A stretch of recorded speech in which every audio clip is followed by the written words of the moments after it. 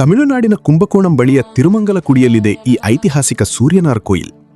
ಪುರಾಣಗಳ ಪ್ರಕಾರ ಕಾಲವ ಮುನಿಗಳು ತಮಗೆ ಬಂದಿದ್ದ ಕುಷ್ಠರೋಗ ನಿವಾರಣೆಗಾಗಿ ನವಗ್ರಹಗಳನ್ನು ಕುರಿತು ತಪಸ್ಸು ಮಾಡುತ್ತಾರೆ. ನವಗ್ರಹಗಳು ಪ್ರಸನ್ನರಾಗಿ ಅವರ ರೋಗವನ್ನು ಗುಣಪಡಿಸುತ್ತಾರೆ.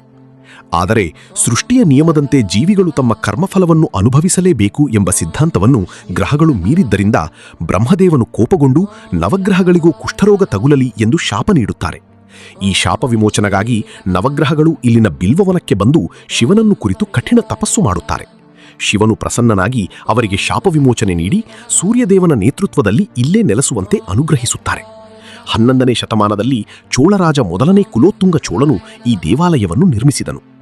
ಸೂರ್ಯನಾರ್ ಕೋಯಿಲ್ನ ಪ್ರಮುಖ ವಿಶಿಷ್ಟತೆ ಎಂದರೆ ಇಲ್ಲಿ ಸೂರ್ಯದೇವನು ತನ್ನ ಪತ್ನಿಯರಾದ ಉಷಾ ಮತ್ತು ಪ್ರತ್ಯುಷಾ ಅವರೊಂದಿಗೆ ಗರ್ಭಗುಡಿಯಲ್ಲಿದ್ದರೆ ಉಳಿದ 8 ಗ್ರಹಗಳು ಅವನ ಸುತ್ತಲೂ ಸೂರ್ಯನ ಕಡೆಗೆ ಮುಖ ಮಾಡಿ ನಿಂತಿವೆ.